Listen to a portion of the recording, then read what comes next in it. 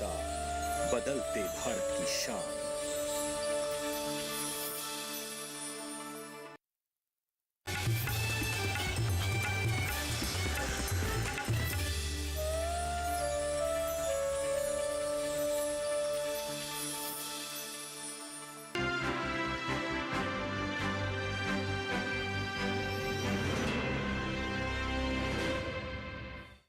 प्रधानमंत्री नरेंद्र मोदी जी के नेतृत्व वाली सरकार के 9 साल पूरे हो चुके हैं। ऐसे में किसी भी मंत्रालय की बात करें, सबकी मंशा एक ही होती है, भारत को आत्मनिर्भर बनाना, भारत को पहले पायदान पर लेकर आना। आज इस कड़ी में हमारे साथ खास मेहमान हैं डॉक्टर संजीव बालियान, केंद्रीय राज्य मंत्री। सर, बहुत स्वागत, नमस्कार। धन्यवाद। पशुपालन मंत्रालय का कार्यभार आप संभालते हैं। अगर हम पशुओं को लेकर ही बात करें तो ग्रामीण जीवन का अटूट हिस्सा रहा है सदा से, सदियों से। ऐसे में अर्थव्यवस्था को लेकर ग्रामीणों में इसकी कितनी भागीदारी?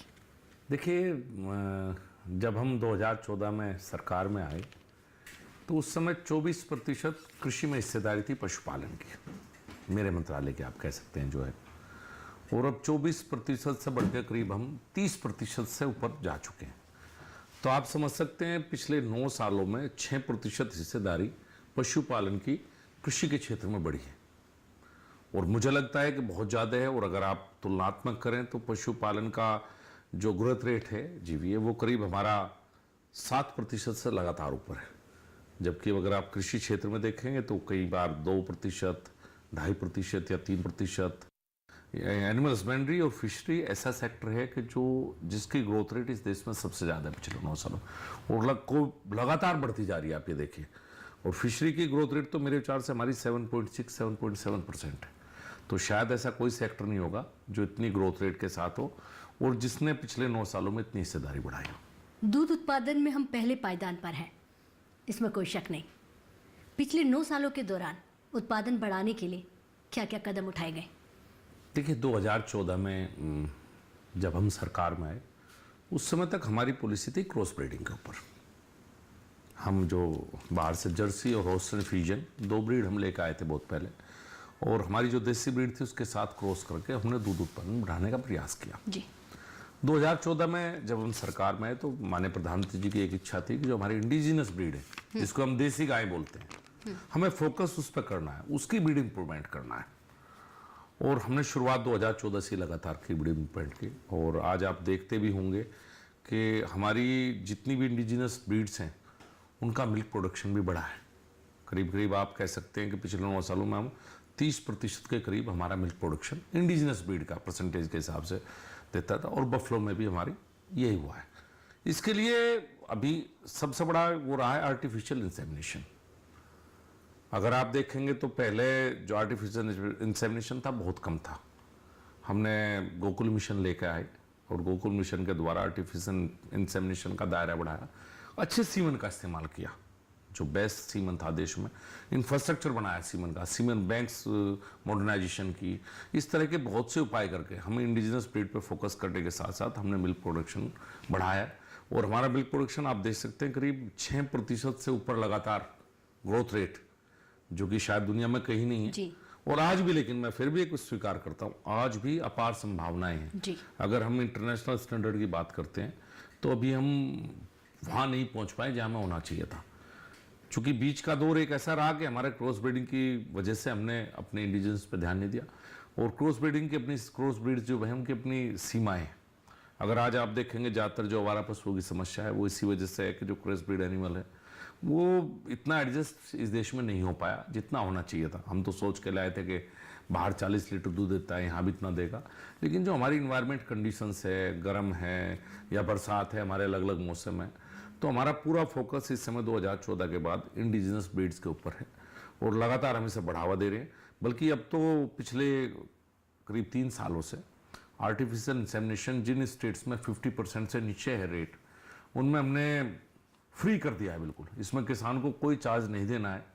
हम सभी प्रदेश सरकारों को फ्री में सीमन का पैसा और उसके आप ये कह सकते हैं मैत्री एक हमने स्कीम चलाई थी, उसमें वहाँ तक की फीस दी जाती है कि किसान को कुछ ना देना पड़े और किसान अपनी गाय या भैंस को आर्टिफिशियल इंसेमिनेशन से प्रेग्नेंट करा सके। तो हमारा फोकस लगातार इस चीज़ पर है। जी जी, आपने कहा कि अपार संभावनाएं हैं, जहां पहुंचना था वहां नहीं पहुंच पाए हैं, तो कब पहुंचेंगे? 9 साल आपके पूरे हो चुके हैं।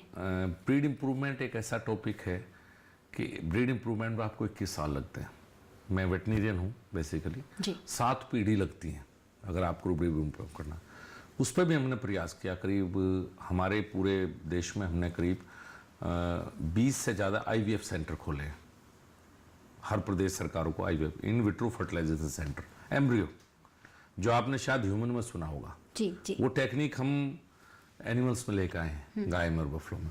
और इसमें भी सरकार ने सब्सिडी भी दी है। अगर एक आप एम्ब्रियो कराएंगे तो उसमें 5,000 रुपये की सब्सिडी केंद्र सरकार से मिलती है।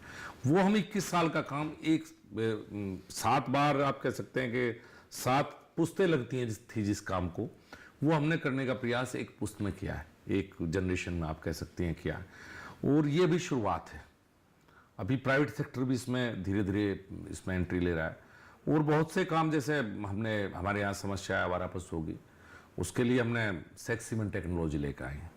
अभी हमारे पास वो सीमेन अवेलेबल है कि 90% फीमेल पैदा होंगी, मेल मात्र कह सकते हैं हम 10% का एरर मेल में रहेगा। तो ये कुछ ऐसे तरीके हैं IVF जिससे हम स्पीड को फास्ट कर सकते हैं। वरना 7 जनरेशन आप समझ सकते हैं कितना लंबा टाइम लगेगा। लेकिन इसकी शुरुआत है, ये धीरे धीरे धीरे। ये एक ऐसा सेक्टर है, देखिए, ऑर्गेनाइज नहीं है। सबसे गरीब जो किसान होगा या जिसके पास जमीन नहीं होगी वो पशुपालन में है, या बड़ी डेयरी तो बहुत कम है हमारे देश में। हमारे देश में आज भी 1 भैंस 1 गाय, 2 भैंस 2 गाय, बहुत छोटा किसान है। उस तक टेक्नोलॉजी लेके जाना काफ़ी मुश्किल काम है।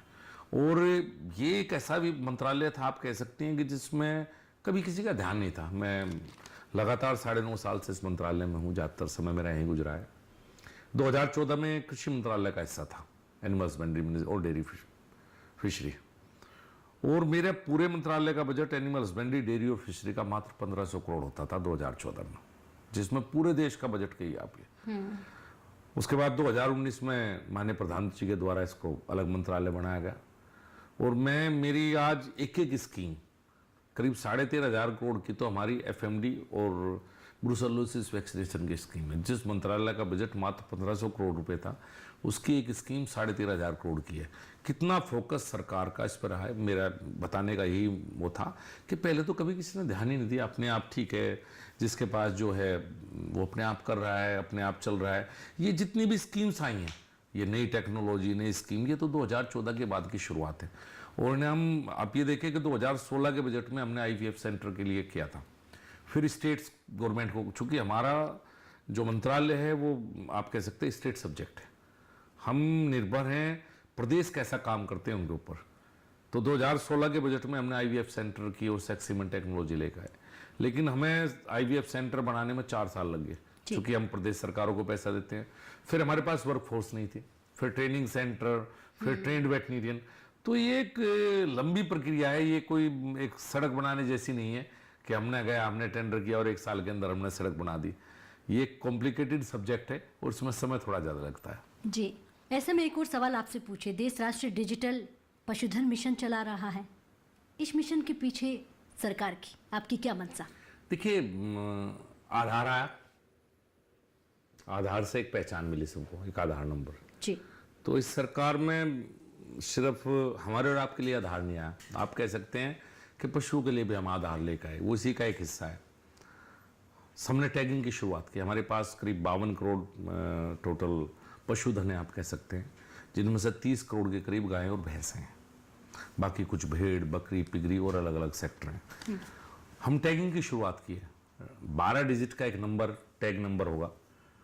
उस टैग को आप लगाएंगे, हर एनिमल के साथ, वैक्सीनेशन के साथ हम टैग लगाते हैं। उस समय उस टैग का यह है कि कहाँ की बफलो है या कहाँ की काऊ है, उसका मालिक कौन है, वो सारा रिकॉर्ड हमारे पास उस 12 डिजिट के उस नंबर के अंदर है। ये टेक्नोलॉजी का ज़माना। अब वैक्सीनेशन होता है, कई तरह के वैक्सीनेशन होता है। FMD वैक्सीनेशन हो गया, ब्रूसेलोसिस हो गया, HS हो गया। एनिमल्स में वैक्सीनेशन बहुत होते हैं। तो सारा रिकॉर्ड, पहले वैक्सीनेशन नहीं होता था, दिखा दिया जाता था, वैक्सीन लगा दी गई। अब पशु है वो तो बताएगा नहीं आगे मुझे वैक्सीन लगी या नहीं लगी। अब टेक्नोलॉजी का ज़माना है, प्रधानमंत्री हमेशा टेक्नोलॉजी का साथ लेते हैं, टेक्नोलॉजी के द्वारा इतने बड़े बड़े काम उनके द्वारा किए गए हैं।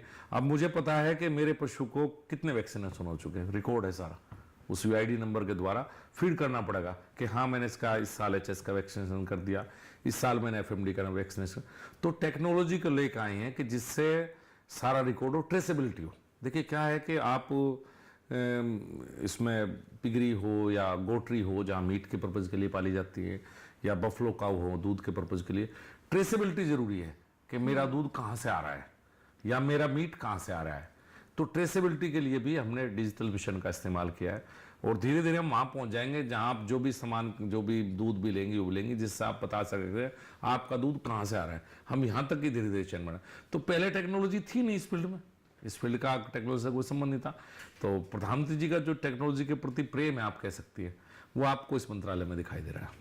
जी जी, और ये प्रेम मुझे आपके शब्दों में भी नजर आ रहा है। तो आप सुन रहे थे डॉक्टर संजीव बालियान को। अब वक्त हो गया एक छोटे से ब्रेक का। ब्रेक के बाद फौरन हाजिर होते हैं।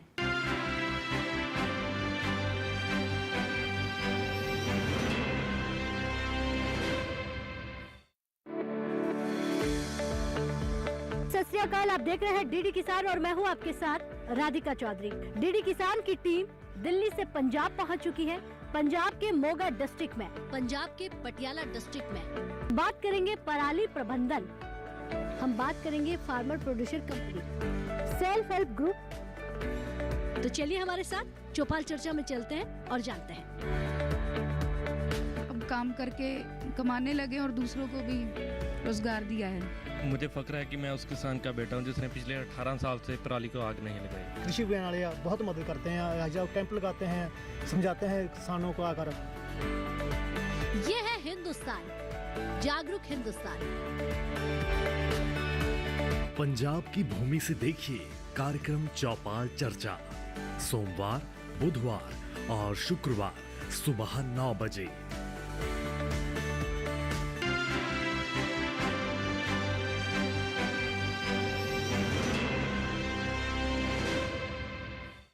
ब्रेक के बाद खास मुलाकात में बहुत स्वागत। चर्चा को आगे बढ़ाते हैं और जानते हैं कि किस तरह से भारत सरकार के 9 साल पूरे होने पर क्या क्या काम रहा है। डेयरी के क्षेत्र में उद्यमशीलता को बढ़ावा देने के लिए आपका मंत्रालय किस तरह से काम कर रहा है, किस तरह से कदम उठा रहा है? देखिए, पहले मेरे मंत्रालय से जो स्कीम होती थी वो 1 या 2 बफलो या गायें काऊ आप ले सकते थे और उसमें हम 30% 35% सब्सिडी देते थे। वो एक छोटे किसान के लिए थे। फिर 2019 के बाद कोविड के दौरान गिरिराज जी कैबिनेट मंत्री थे उस समय, हमने सलाह की कि नई जनरेशन कैसे आएगी। एक वो दौर ऐसा आया कि कोविड के दौरान शहर के लोग गांव में गए, पढ़े गए लोग अपने गांव तक वापस गए, नौकरी छोड़ के गए, रहने के लिए गए। उस दौर में हमने सोचा कि नई जनरेशन आनी चाहिए जो डेयरी को अच्छे तरीके से करना चाहती है, बड़ी डेयरी करना चाहती है। तो उसके बाद हमने सोचा कि ब्रीड इंप्रूवमेंट भी जरूरी है, जो पहले मैंने कहा कि दूध उत्पादन बढ़ाने के लिए ब्रीड इंप्रूवमेंट जरूरी है। तो उस समय पे हमने एक स्कीम लेकर आए और बड़ी स्कीम है बहुत, कि अगर कोई भी व्यक्ति देश में हमारा एक ब्रीडिंग फार्म खोलना चाहता है, देसी गाय का या बफलो का, भैंस का, तो उसको भारत सरकार के द्वारा, अगर उसका प्रोजेक्ट 4 करोड़ का है तो 2 करोड़ रुपए सब्सिडी भारत सरकार के द्वारा दी जाएगी। 2 करोड़ सब्सिडी के साथ साथ हम उसको 3% इंटेंस सबवेंशन भी देंगे। शायद भारत सरकार में मुझे नहीं लगता सब्सिडी की कोई इससे बड़ी स्कीम होगी जहां भारत सरकार उद्यमशीलता के लिए कोई व्यक्ति आता है और उसका एक फायदा। और हमने सोचा कि अगर मैं हूं या कोई भी किसान पढ़ा लिखा फार्मर है, वो ब्रीडिंग फार्म खोलता है, तो ब्रीडिंग फार्म खोलने के साथ साथ वो ब्रीड इंप्रूवमेंट करेगा। ब्रीड इंप्रूवमेंट अगर वो करेगा तो आसपास के किसान, हब स्पोक मॉडल बोलते हैं कि किसान उससे जुड़ेंगे। तो हमारी बहुत अच्छी स्कीम है, बहुत सारी एप्लीकेशंस हमारे पास हैं, कुछ खुली भी हैं, कि धीरे धीरे इसमें हमारी इसके साथ साथ यही नहीं, सिर्फ डेयरी में ही नहीं है स्कीम, ये स्कीम हमारी गोटरी में भी है। अगर आप गोट फार्म खोलना चाहते हैं ये तो आपको 50 लाख रुपए तक की सब्सिडी है। अगर आप पिग फार्म खोलना चाहते हैं तो आपको 30 लाख। ये सब स्कीम्स हम लेकर आए कोविड के दौरान, जिस समय गाँव की तरफ वापस रिवर्स प्लान शुरू हुआ। तो हम जो पढ़े लिखे युवा हैं, जो अपना स्वरोजगार, जो प्रधानमंत्री का वो स्वरोजगार की तरफ जाना चाहते हैं, तो उनको सरकार कैसे मदद करे। तो हमारे सारी स्कीम्स में हमने 50% सब्सिडी तक गए हैं कि कोई भी प्रोजेक्ट अगर कोई युवा करना चाहता है एनिमल हस्बेंड्री के किसी भी फील्ड में, चाहे वो डेयरी हो, चाहे पोल्ट्री हो, चाहे पिगरी हो, चाहे गोट्री हो, चाहे शीप रियरिंग हो, और यहाँ तक की बात है कि अगर आप साइलेज मेकिंग, जो एक नई टेक्नोलॉजी है, चारा, और चारे को हरा चारा 12 महीने अवेलेबल हो तो उसको साइलेज बोलते हैं। अगर साइलेज मेकिंग में भी कोई जाना चाहता है तो 1 करोड़ का प्रोजेक्ट है तो 50 लाख रुपए सब्सिडी हमारा मंत्रालय देता है। और सच बात यह है कि पहली बार इन स्कीम के द्वारा जो एक पढ़ा लिखा युवा है वो इस फील्ड में आया है।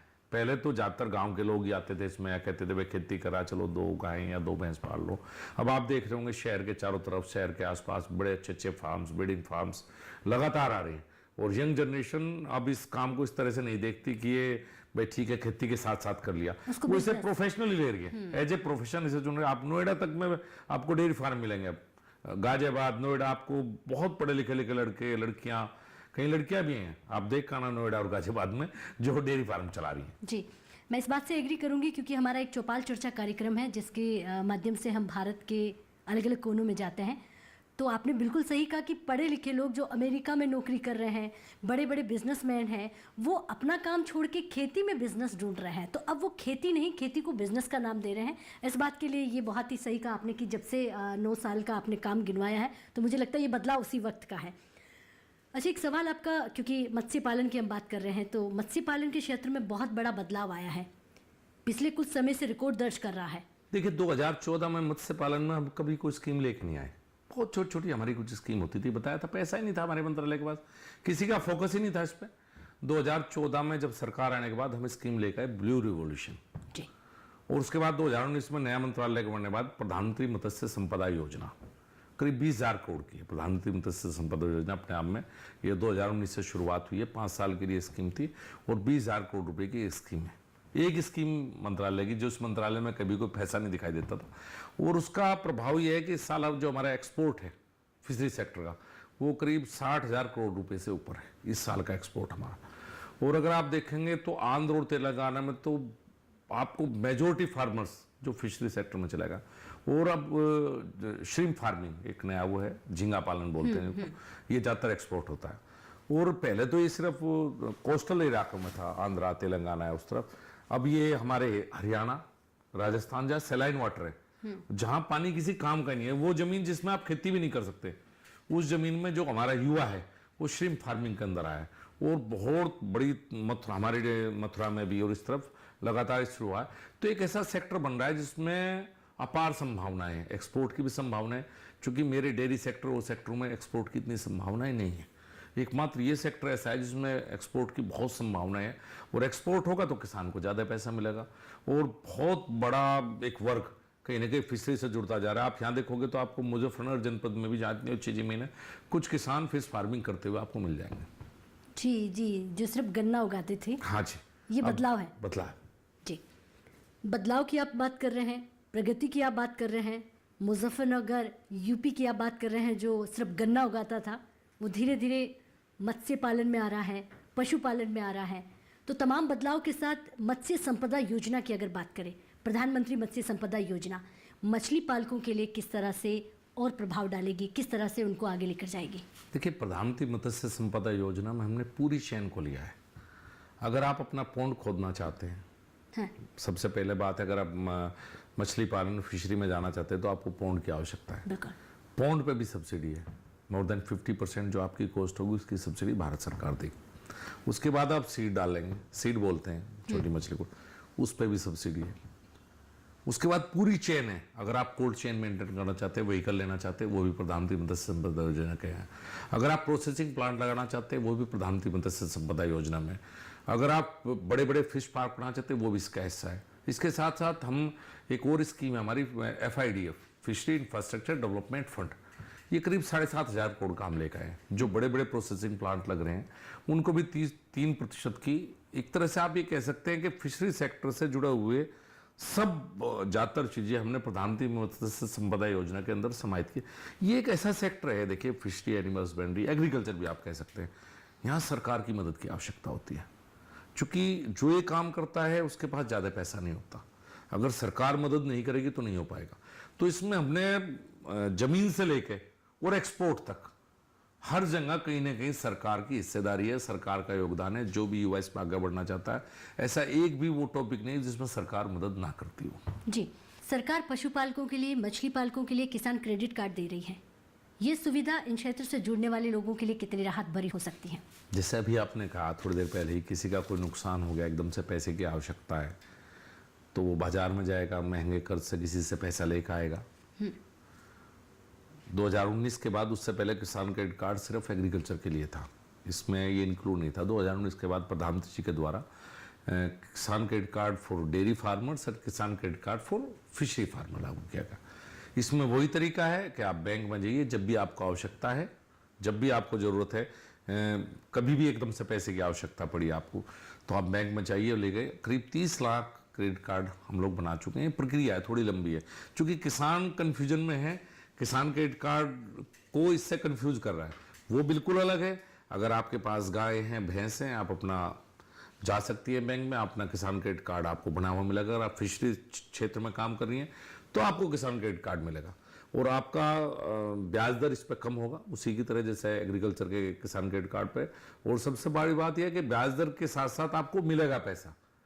नहीं तो पहले तो पैसा ही नहीं मिल पा रहा था, क्योंकि बैंकिंग सेक्टर जो है वो बहुत ज़्यादा इसमें इन्वॉल्व कम रहता है। पहले से मैंने देखा है, आप जाओगे तो आपको कार को कहोगे तो जल्दी लोन देंगे, आप कहोगे मुझे तो भैंस पे लोन लेना, तो शायद आपको थोड़ा समय देते थे। तो अब धीरे धीरे प्रयास ये है कि धीरे धीरे सेक्टर भी पूरा इस तरह से हो जाए कि बैंक इसके साथ खड़े हो, और जो गाँव के अंदर प्रथा है ज़्यादा ब्याज पे पैसा लेना, वो प्रथा दूर हो। ये प्रयास सरकार का है। जी जी, बिल्कुल आपके प्रयास जो है वो रंग ला रहे हैं, और कहीं ना कहीं हमारा किसान जो है अब तरक्की की आगे बढ़ रहा है। एक और सवाल आपसे होगा, सरकार पशुपालन स्टार्टअप ग्रेट चैलेंज का भी आयोजन करती है, इसका क्या मकसद है? किस तरह से किसानों को हम प्रोत्साहित कर रहे हैं? देखिए, जब भी हमें कोई नई प्रॉब्लम आती है, हमारे पास कोई चैलेंज आया सामने के लिए, तो हम चैलेंज स्टार्टअप के माध्यम से, इनके माध्यम से हम लोगों में करते हैं। इस तरह के कॉन्क्लेव हर साल हमारे होते हैं, और हम सवाल रखते हैं जिनमें, चाहे वो साइंटिस्ट हो, चाहे वो नए लड़के हों, युवा। फॉर एग्जांपल, हमारा आर्टिफिशियल इंसेमिनेशन की सक्सेस रेट 30% है। अगर AI करेंगे तो 30%। पिछले वर्ष हमने कहा, हमने एक चैलेंज डाला कि भाई इसको सक्सेस रेट को कैसे बढ़ाया जाए। तो हमारे पास कई नई टेक्नोलॉजी लोग लेकर आए, नए युवा टेक्नोलॉजी के साथ आए, वो कामयाब टेक्नोलॉजी थी। वो टेक्नोलॉजी है कि 30% से बढ़कर 50% एकदम से AI का सक्सेस रेट होगा। तो जहां भी हमें ऐसी समस्या आती है कि टेक्नोलॉजी की आवश्यकता है, नई आइडियाज, देखिए इस सरकार में, पहली सरकार में क्या अंतर है? पहली सरकारों में मंत्री और अधिकारी सोचते थे और बैठ के निर्णय लेते थे करना। ये सरकार वो सरकार है जो जनता को इन्वॉल्व करती है, जो ब्रेन को इन्वॉल्व करती है। कोई भी युवा है, वेटनेरियन है, इंजीनियर है, वो नई टेक्नोलॉजी लेकर आना चाहता है, तो वो आए, वो इसमें काम करें। और चूंकि मैं एक विशेष बात इस अपने मंत्रालय की ओर आपको बताना चाहता हूँ, जिस तरह से आप बीमार हैं और एम्बुलेंस आपको घर से लेके जाती है। आप बीमार हैं, हमारे यहाँ शायद 108 नंबर है, हम 108 पे फ़ोन करेंगे, एम्बुलेंस आएगी, बीमार को लेके जाएगी। ये सुविधाएं पूरे देश में है, और जिसको सुविधा की आवश्यकता थी। अब आप ये कहिए कि आप, मेरी भैंस और या गाय बीमार है और मेरा हॉस्पिटल 5 किलोमीटर है, तो मैं उसको कैसे लेके जाऊंगा? मेरे पास कोई तरीका था लेके जाने का। इस समस्या का समाधान इस सरकार ने करने का प्रयास किया है। पूरे देश में हमने 4300 एम्बुलेंस दी है, वेटनरी एम्बुलेंस। उसमें डॉक्टर भी होगा, उसमें अटेंडेंट भी होगा, ड्राइवर भी होगा। अब कोई भी किसान जिसका पशु बीमार है, कोई भी पशु, वो एक कॉल करेगा और फ्री ऑफ कॉस्ट। अभी हमने 1 लाख की आबादी पे एक एम्बुलेंस दी है। मुझे लगता है, लेकिन जिस तरह से रेस्पॉन्स आया है जनता की तरफ से इसका एम्बुलेंस का, वो बढ़ाएंगे। ये एक ऐसा काम है कि आने वाले समय में आप सोचिए कि आपके भैंस गए में आपको 5 किलोमीटर लेके जाना, तो आप ट्रैक्टर ट्रॉली पे लेके जाएंगे या आप पैदल चला के लेके जाएंगे, आपके पास कोई और माध्यम नहीं था। अब एम्बुलेंस, आप एक फ़ोन नंबर घुमाएंगे और आपका डॉक्टर आपका एम्बुलेंस के साथ, पूरे इक्विपमेंट के साथ आपके घर में होगा, जहाँ डायग्नोसिस भी होगा, ट्रीटमेंट भी होगा, आपके घर ट्रीटमेंट करके जाएगा। ये नई शुरुआत है। हमारे उत्तर प्रदेश में करीब 450 एम्बुलेंस पहुँच चुकी है। फंक्शनल है, मेरे जिले में करीब 7 या 8 एम्बुलेंस हैं जो लगातार काम कर रही हैं। उनकी ट्रैकिंग होती है। वो जो नंबर है आप डालेंगे, वो आप यहाँ से कॉल करेंगे, वो लखनऊ जाएगा कॉल सेंटर पे, लखनऊ से उसको जाएगा, और उसको ट्रीटमेंट करने के बाद रिपोर्ट वापस करना पड़ेगा कि मैंने इतने मिनट में उसका ट्रीटमेंट कर दिया है। ये एक बहुत बड़ी बात है। जो ट्रीटमेंट की सुविधा नहीं थी देश में, वो ट्रीटमेंट की सुविधा देने का प्रयास भी सरकार के द्वारा किया गया। आप इतना प्राउडली एम्बुलेंस का जो आंकड़ा बता रहे हैं, पूरे देश का आंकड़ा, आपको नहीं लगता ये बहुत कम है? हाँ जी, क्या शुरुआत किया है। जाए? शुरुआत है, बढ़ेगा आगे। अभी ये शुरुआत है, 43 एम्बुलेंस अभी हमने दी है, ये शुरुआत है आपके। ये अभी रेस्पॉन्स बहुत अच्छा आ रहा है, कुछ स्टेट्स की तरफ से लगातार डिमांड आ रही है। इसका निर्णय तो बाद में होगा, लेकिन अभी 43 एम्बुलेंस हमने ऑन रोड पिछले 2 सालों में लेकर आए हैं, और धीरे धीरे जब आवश्यकता होगी तो बढ़ेगी भी जरूर। जी कम से कम शुरुआत इतनी बड़ी आप ये कह सकते हैं। जी, आपकी सरकार के 9 साल पूरे हो गए, लगभग 10 साल पूरे होने वाले हैं। ऐसे में आपकी सरकार, आपका मंत्रालय, अगर मैं बात मत्स्य संपदा की करूं, बात एनिमल हस्बेंड्री की करूं, तो और क्या नया विचार है, क्या सोचा है, किस नई ऊंचाइयों की ओर आप किसानों को लेकर जाएंगे? देखिए, मैंने बताया ना, लगातार सरकार का फोकस जो टेक्नोलॉजी के माध्यम से अब इनको सबको जोड़ने में, जैसे बताया एम्बुलेंसेज आ गई, एक कॉल सेंटर पे फोन पे आ गया, आर्टिफिशियल इंसेमिनेशन आ गया, सेक्सीमेंट टेक्नोलॉजी आ गई जो हमारी आवारा पशुओं की समस्या है उसको हम दूर करने, IVF आ गया जो हमारी एम्ब्रियो का होगा। इस तरह की नई नई टेक्नोलॉजी हम लेते के जा रहे हैं, और इन्हीं बातों को आगे बढ़ाएंगे, और समय के साथ से धीरे धीरे और बातें जुड़ती रहती हैं। जी, 9 साल के कार्यकाल की चर्चा कर रहे थे, क्या क्या बदलाव किया है, क्या क्या बदलाव होना है, इस पर आज हम बात कर रहे थे। आपने ये स्वीकार किया कि बदलाव बहुत हुआ है, लेकिन अभी भी ये नहीं कह सकते कि बदलाव पूरे हो चुके हैं। थोड़ा और वक्त चाहिए, बदलाव बहुत करना है, क्योंकि हमें देश को ऊंचाइयों तक लेकर जाना है, पहले पायदान पर लाना है, और कहीं ना कहीं हर मंत्रालय की यही मंशा होती है। बहुत बहुत धन्यवाद संजीव बालियान जी, बहुत शुक्रिया, आपने अपना कीमती समय दिया। धन्यवाद। तो आज खास पेशकश में आप संजीव बालियान जी को सुन रहे थे। एनिमल हस्बेंड्री का कार्यभार संभाल रहे हैं, मत्स्य संपदा में किस तरह से बदलाव आया है, पशुपालकों के जीवन में किस तरह से बदलाव आया है, और पूरे 9 साल पूरे होने के बाद और क्या क्या बदलाव लेकर आना है, इस पर भी हमने चर्चा की। हमें दीजिए इजाज़त, नमस्कार।